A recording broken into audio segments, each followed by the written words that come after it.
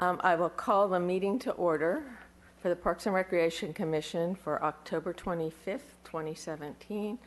If you will all rise and join me for the Pledge of Allegiance. I pledge allegiance to the flag of the United States of America and to the republic for which it stands, one nation, under God, indivisible, with liberty and justice for all. Roll call, Ms. Navarez. Chair Longstreet. Here. Vice Chair Clark. Here. Commissioner Cavazos. Commissioner Lesnar Buxton. Commissioner Martinez Cohen. Commissioner Armbruster. Here. Commissioner Perry. Here. Thank you. We did receive a written communication that we've all gotten in our packets. And I think it segues us right into public comment, because the letter is from Mr. Cunningham, who is here today.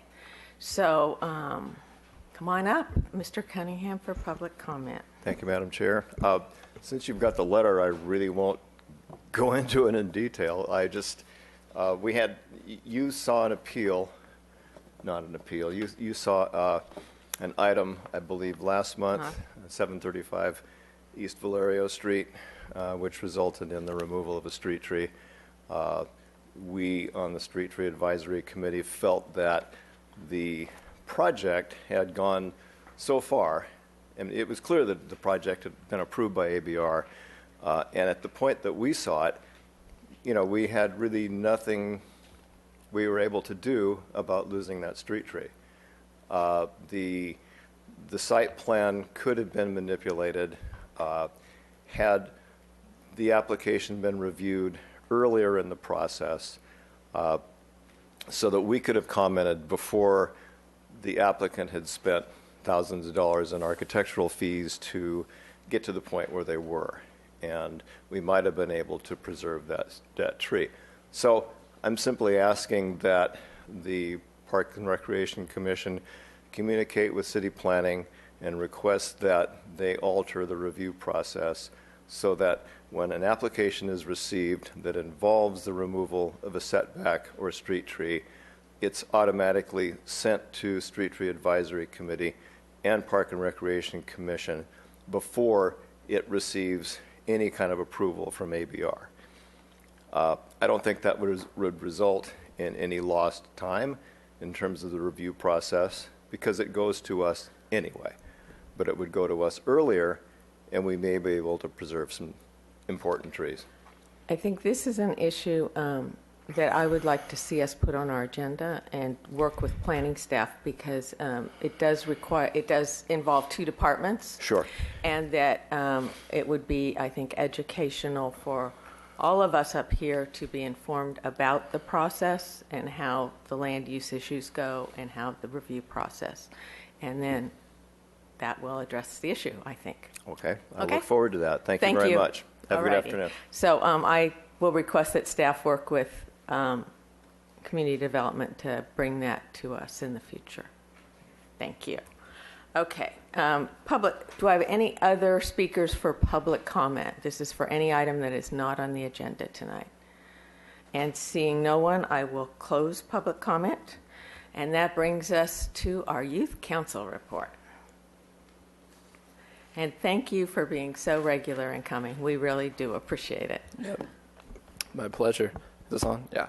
Madam Chair and members of the Commission, last Monday, the Youth Council held our mayoral candidates forum with youth-focused issues. So it's the only mayoral forum that was focused on youth questions and questions that teenagers in our community had. So we had 4 of the 5 running candidates there, and we had approximately 125 people in attendance, so there was only standing room after that. And one of the candidates even mentioned that it was the largest forum that he had been to so far. So we felt it was a great success. We had lots of youth within the community come. We felt we publicized it very well. And we'd also like to especially thank, I know he's not here today, but we would like to especially thank Ed Cavasso for coming. He was there the whole time, and he also came to one of our previous meetings, so we really appreciate that support from you guys. Secondly, we're also in full swing with our ALMA project, which is our Adolescent Leaders Modeling Acceptance. We hosted a focus group last week with the Police Activity League, and we are continuing with focus groups this week and in the coming weeks, and we will have a full report for you come December on that.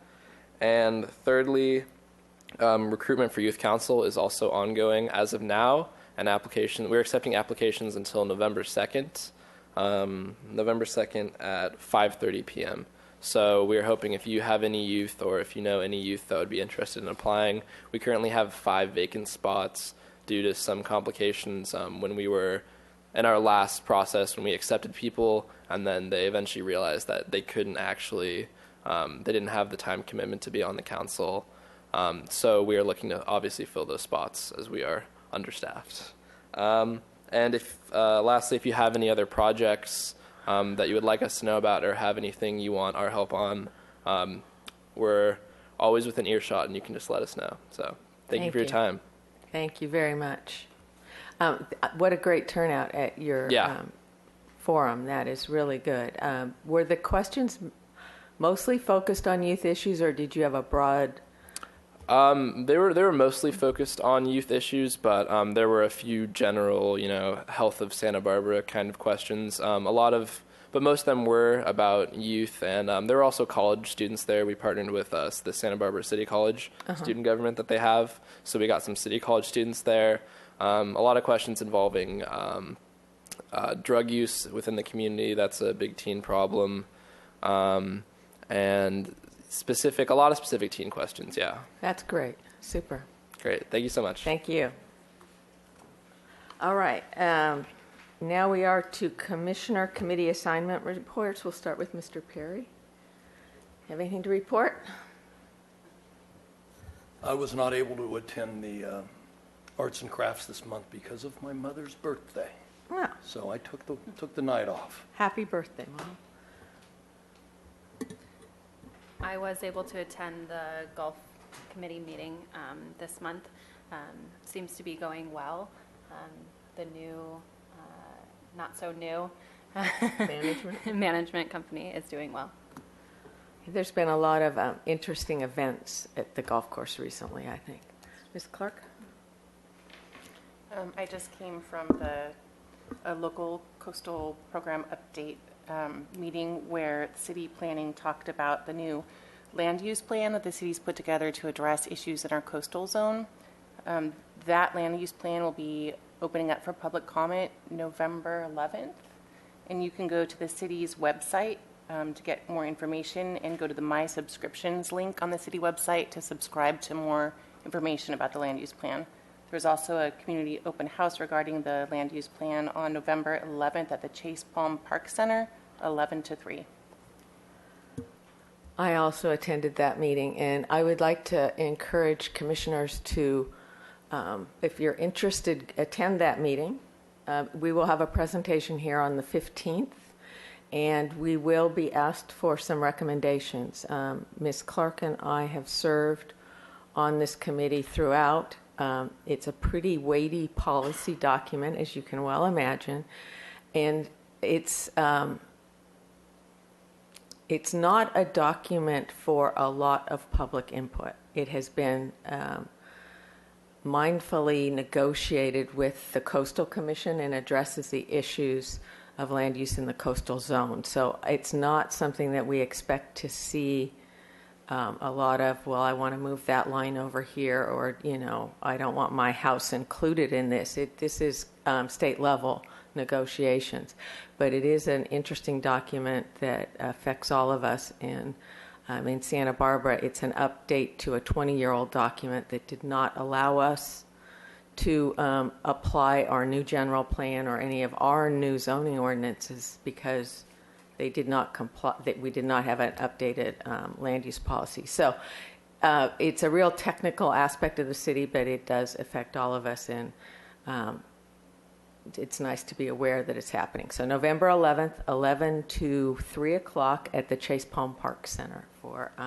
They will do a presentation on the document. It is an open house forum, so you don't have to be there from 11 to 3. You can drop in anytime. Drop in, look at the information, and ask questions. And the comment period is from November 11th through January 11th, for the public. Okay, commission and staff communications. We have none. Ceremonial items. Miss Zachary. Chair Longstreet, members of the commission, we had one of our employees get his 20-year service pin this month. That's Ricardo Venegas, who is a recreation, neighborhood and outreach services recreation coordinator with the department. He works out of Franklin Center. And you have seen him come and present with some of his Youth Arts Alliance folks. So it's amazing to think 20 years, but he's been part of a lot of great community work that the department does. Done employment training with many, many young people in our community, and it's really appreciated. So congratulations to Ricardo. Okay, summary of council actions. Were there any questions regarding this? Nice to see the Louise Lowry Davis Center moving forward. That'll be great. Any questions from anyone? Okay. Minutes. I had just one correction. And it was, I think, just a typo on B1 on the trees. And it had us having a unanimous vote for 7-0, and I think there were only 6 of us here because all the rest of our unanimouses were 6. I read them. Okay. So, is there a motion for acceptance with that correction? I'll make the motion. Okay. Second? I'll second it. Okay. Any discussion? All in favor? Aye. Opposed? Abstentions? Okay, we are fine on that. And that brings us to street trees. Chair Longstreet and Commissioners, the first item on the agenda is 3894 Penn Place. There is a Mexican fan palm in the setback at that location. The Public Works Department is moving forward with phase 2 of their sidewalk infill project along North Lacumba Road. The phase 1, the commission reviewed before and approved some removals for that. This is the only tree in phase 2 that will have to be removed. Due to the placement of the new sidewalk, which is part of the Safe Routes to School program, and the grade at that location, the sidewalk actually bisects the trunk of the tree. So it would have to be at least removed from the current location. The committee reviewed the application and did a site visit. They determined that if street trees could be placed at that location, it would provide much more benefit than the palm currently does. Their recommendation is to approve the removal on the condition that up to 2 street trees be placed in the proposed parkway. Okay. Are there any questions of staff? We have no public comment for this item. Excuse me, Chair Longstreet, the project manager here, if you have questions about the project. Thank you for coming. Any questions? Okay, comments, a motion? I'll make a motion to conditionally approve the removal of the Washingtonian Robusta at 3894 Penn Place based on the condition that 2 street trees replace it. Second. Okay, discussion? All in favor? Aye. Opposed? Abstentions? Okay. Build that sidewalk. We think that's an important aspect in our community. Thank you. Chair Longstreet and Commissioners, item 4A2 is 2417 Anacapa Street. At one time, this was an absolutely beautiful incense cedar. Over time, there's been huge attempts to preserve this tree. There was a requirement that the sidewalk be replaced at one time. If you note down in the bottom, it's not real visible here, but you can see they meandered the sidewalk around a tree root just to try and preserve tree roots to preserve this tree. Those efforts, unfortunately, have not preserved the tree. The tree is in severe decline. The committee, or the applicant, is proposing to replace this tree sometime down the road. They're uncertain that what they want to put in yet. They want something that will match the English Tudor style of the home, so they're looking into a replacement tree for this. The committee noted that there's a couple of locations in front of the house where it's possible to put street trees, and there are no street trees at this location. The committee felt that the canopy would be a great loss. Truly, the tree is a great loss.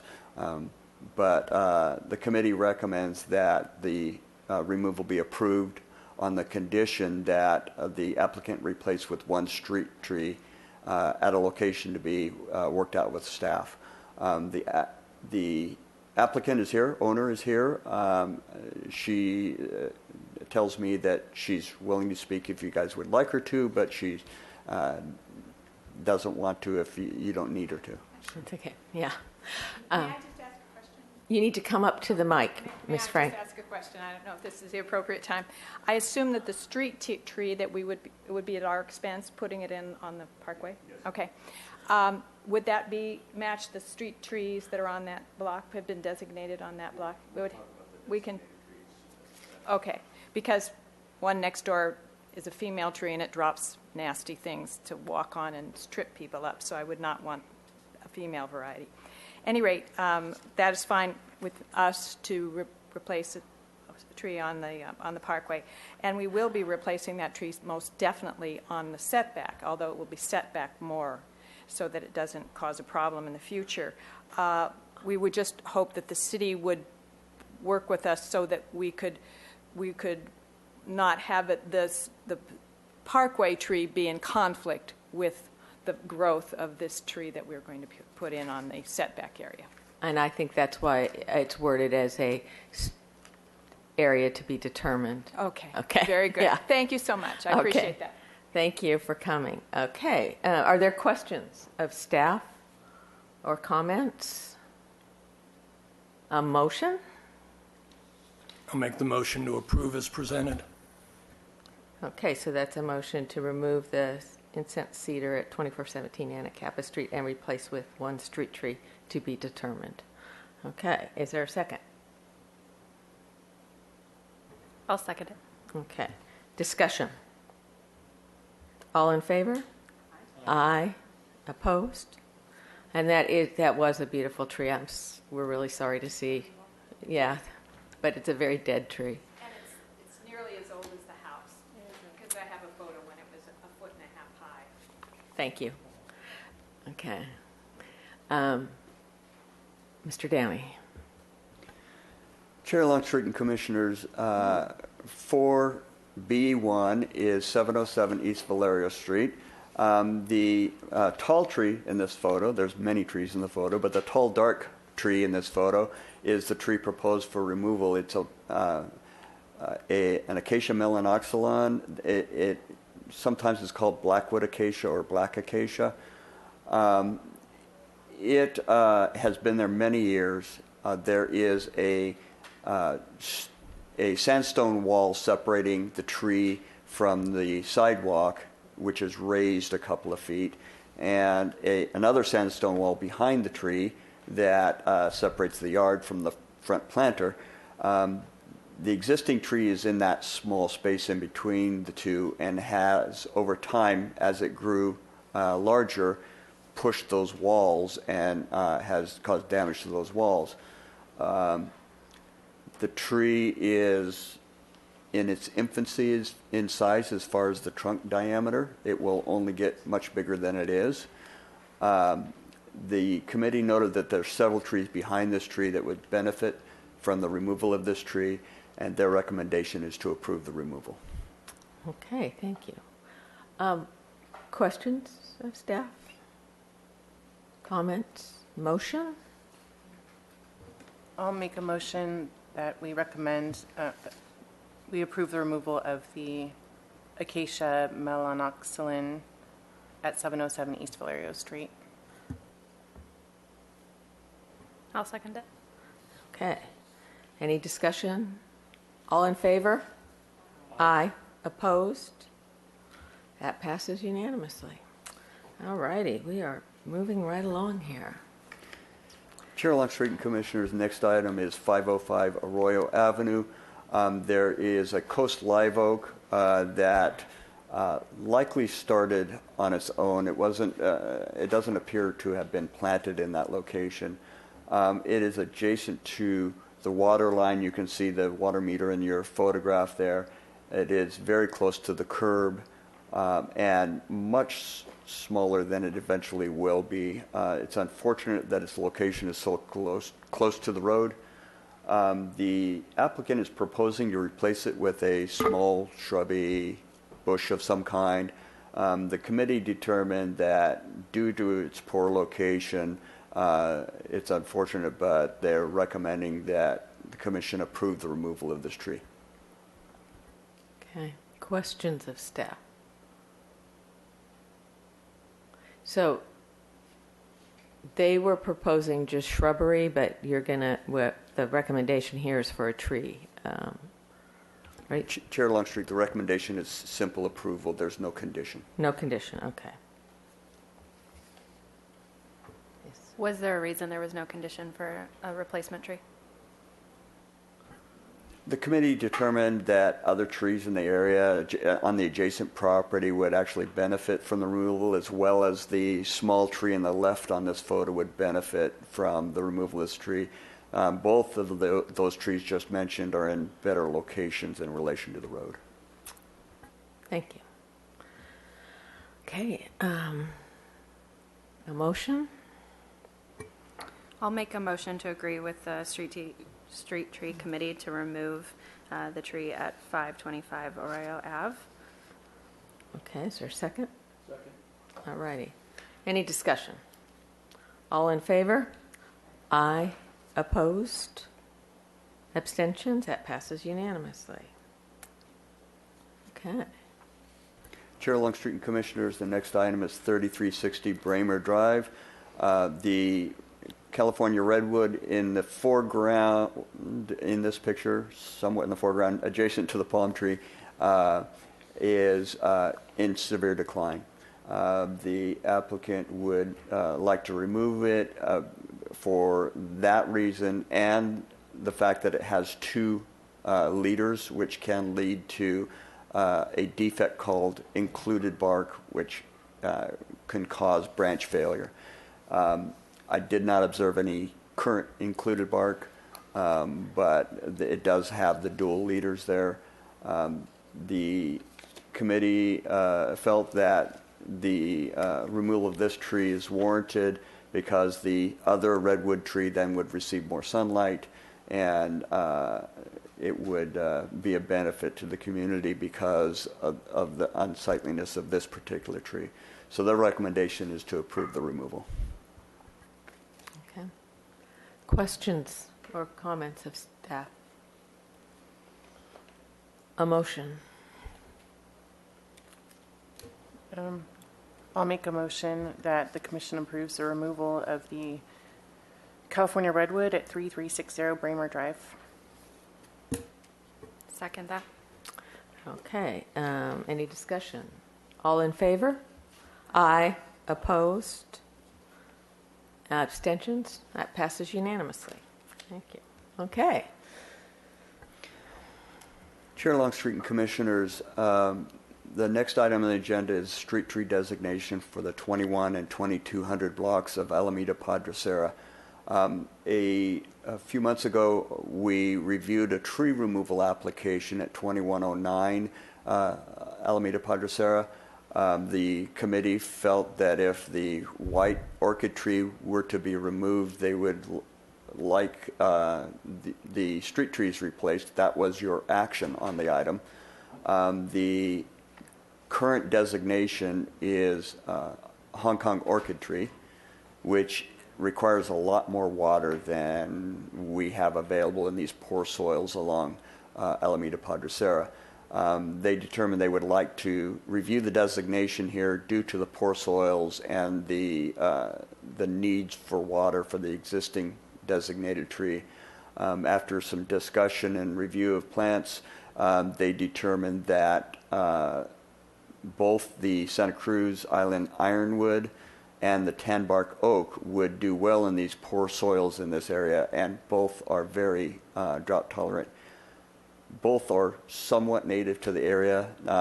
The tan bark oak is native to Santa Barbara County, but usually exists on the other side of the mountain range. And the ironwood grows on our islands, so they're really close. They tolerate the poor soils. They're low water using, so the committee recommends that these two species replace the current designation of the Hong Kong orchid tree. Okay, thank you. Any questions?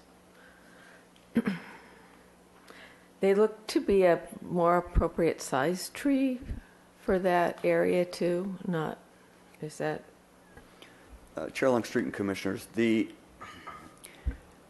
at this point, the tan bark oak you see in the left photograph here is the largest one we have in our inventory. Okay. We have two, and this is the largest one. So we don't know exactly how big it will get here. In its native environment, it can get to be about 60 feet tall. Given the coastal influences, we do not believe that it's going to get anywhere near that high. The ironwood gets to be 25, 30 feet tall, so it's much smaller. This designation would give them the option to use either tree for their location. That's good. Thank you. How old is the tan bark oak in that photo, roughly?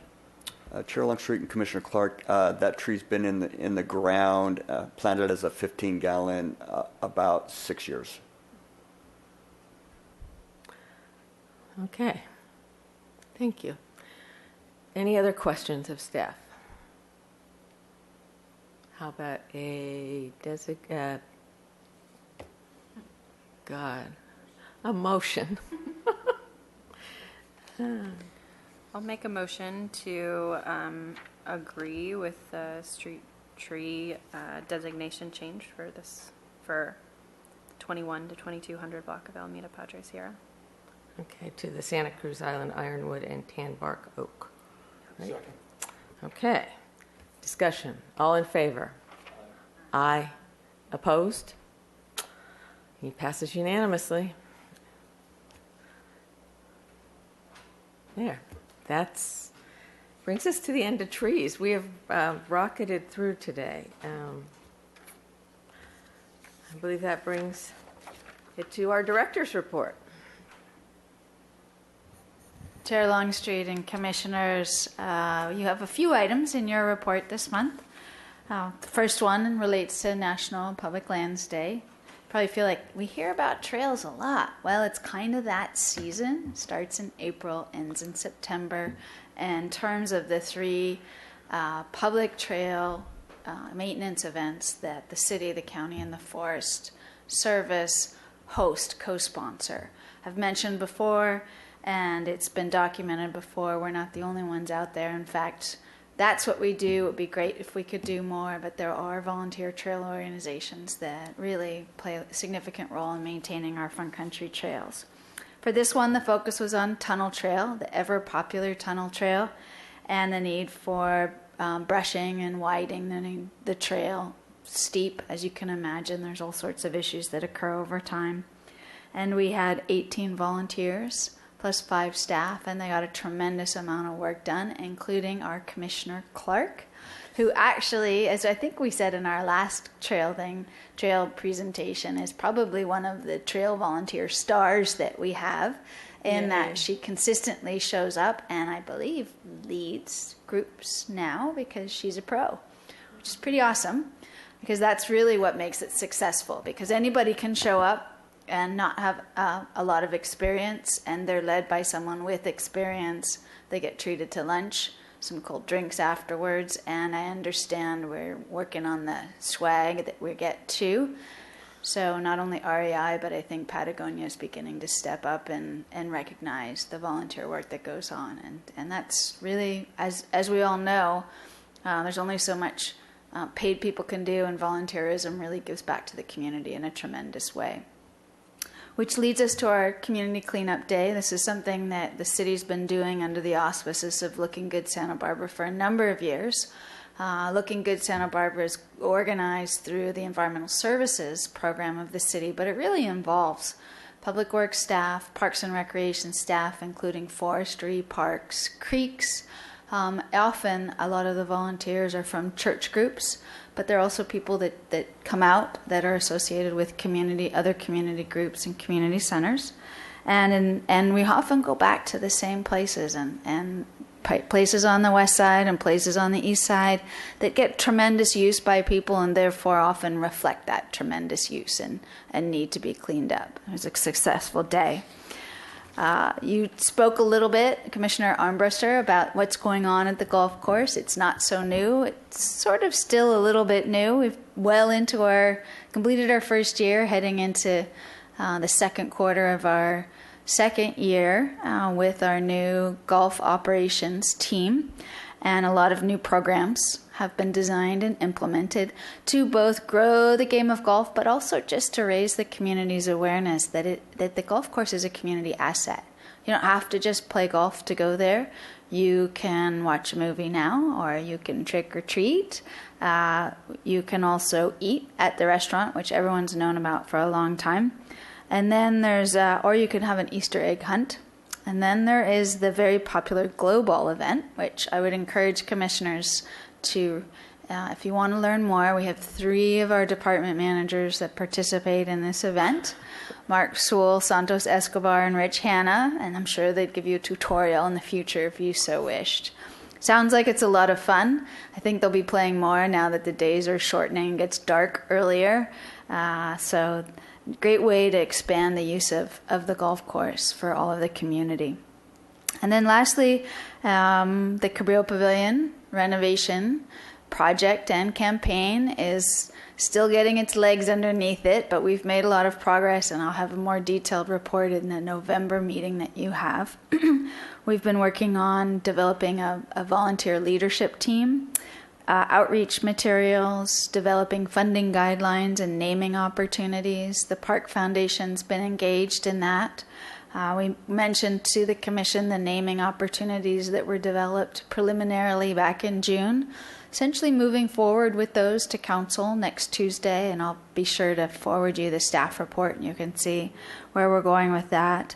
We have a breakfast that's scheduled for tomorrow for folks that may not have heard much about the project at all, and the campaign as a way to begin to broaden getting outreach out there, information out there about the project.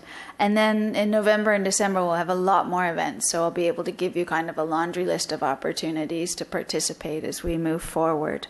And also, hopefully, the goal is in the next 10 days, and I would just really like to acknowledge Rose Navarez and Summers Case, who have done tremendous heavy lifting with me to pull together the campaign work and materials, and it's going to be pretty neat when we get it all done. We rely on a printer to print all that stuff, and that's where it is right now, but we'll be forwarding it to you as soon as we have it. And that's it, unless you have any questions. Great. Questions? One thing, our meeting in November is the 15th, which is the 3rd Wednesday of the month, to not conflict with Thanksgiving. So change the date in your calendars, okay? And that brings us to adjournment of this meeting, and we will reconvene at Alameda Park and Kids World. So we will be moving our meeting to there to do a site visit. So this meeting is adjourned.